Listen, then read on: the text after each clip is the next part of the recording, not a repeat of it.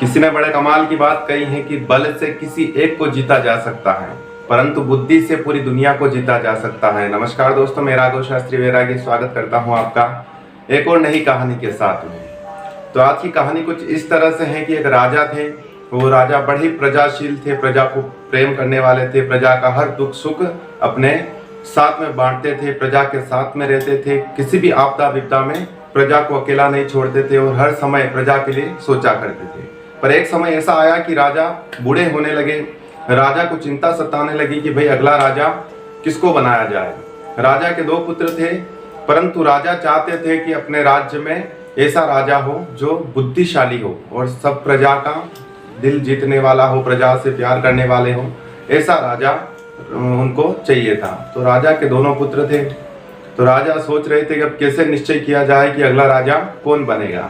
तो इस तरह राजा ने अपना दरबार लगाया। दूसरे दिन दरबार में तो अपने दोनों पुत्रों को बुलाया गया, दोनों राजकुमारों को बुलाया गया। दोनों राजकुमार राजा के सामने खड़े हैं। राजा ने दोनों को 100 स्वर्ण मुद्राएं दी और कहा कि जाओ ये दोनों स्वर्ण मुद्राएं ले जाओ, 100 स्वर्ण मुद्राएं ले जाओ और जा करके कुछ ऐसी वस्तु खरीद करके लाना जिससे मेरा यह दरबार भर जाए। इन 100 स्वर्ण मुद्राओं में ऐसा चीज खरीदने के लाना, ऐसा कुछ करना कि जिससे मेरा दरबार भर जाए, और जो कोई भी ये काम कर दिखाएगा उसको अगला राजा बना दिया जाएगा।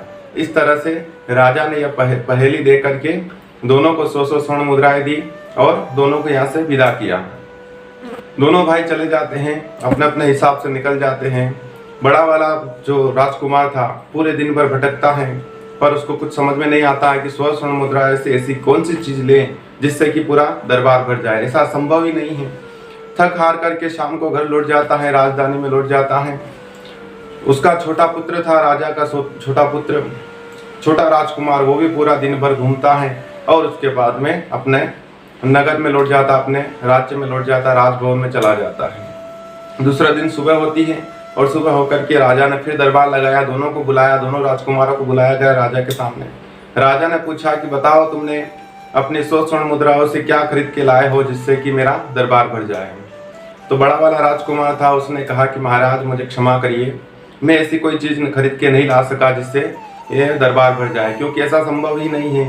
100 स्वर्ण मुद्राओं से ऐसी कोई चीज नहीं आती है जिससे आपका ये दरबार भर जाए, ऐसा संभव नहीं है। राजा ने सुना, राजा बड़े निराश हुए। राजा ने अपने दूसरे पुत्र से कहा, छोटे राजकुमार से कहा कि तुमने क्या किया स्वर्ण मुद्राओं से। तो छोटे राजकुमार ने कहा कि महाराज मैं थोड़ी सी कोशिश कर सकता हूँ, आप मुझे कुछ समय दीजिए। राजा ने कहा ठीक है। राजकुमार ने कहा कि राजन, आपके जो दरबार हैं, ये दरबार के सारे खिड़कियाँ दरवाजे सब बंद करवा दिए जाए और जितनी भी लाइट्स हैं इन सबको बंद करा दिया जाए, जितनी भी मसाले हैं इन सबको बंद कर दिया जाए। तो राजा ने कहा ठीक है भाई। राजकुमार ने जिस प्रकार से कहा उस तरह से इन सभी मसालों को बंद कर दिया जाए। राजा की आज्ञा से सब खिड़की दरवाजे बंद कर दिए गए, सभी मसाले बंद कर दिए गए। अब दरबार में बहुत अंधेरा हो गया।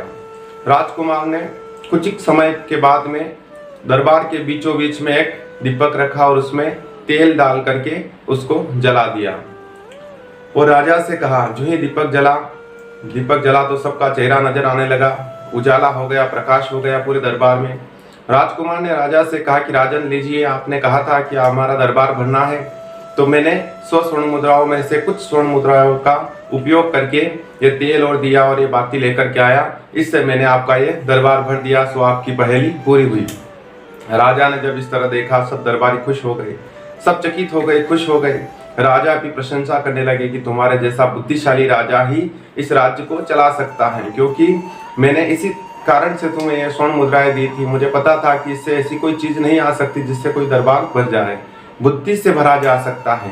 तुमने अपनी बुद्धि का प्रयोग किया और आज अपनी बुद्धि से इस दरबार को रोशन कर दिया। अगले राजा तुम ही होगे। राजा ने उनका राज्य अभिषेक कर दिया और राजा बना दिया। कहानी छोटी सी है मित्रों, परंतु बहुत बड़ी सीख दे करके हमें जाती है। हमारे पास अगर बल नहीं है तो कोई बात नहीं, परंतु बुद्धि का होना बहुत ही आवश्यक है। बुद्धि से पूरी दुनिया को जीता जा सकता है, बुद्धि से हर परिस्थिति का समाधान किया जा सकता है और बुद्धि से ही आगे बढ़ा जा सकता है। तो आप भी अपनी बुद्धि चलाइए और ज्ञान बढ़ाइए, ज्ञान का वृद्धि करिए और आगे बढ़िए। कोई भी परेशानी हो तो बुद्धि से वह सोल्व हो जाती है। आगे बढ़िए, और इसी तरह जुड़ते रहिए हमारे साथ में। मिलते हैं अगली एक कहानी के साथ में, तब तक के लिए जय श्री राधा, जय श्री कृष्ण। और जाते जाते एक ही बात कहना चाहेंगे कि कर दिखाओ कुछ ऐसा कि दुनिया करना चाहे आपके जैसा।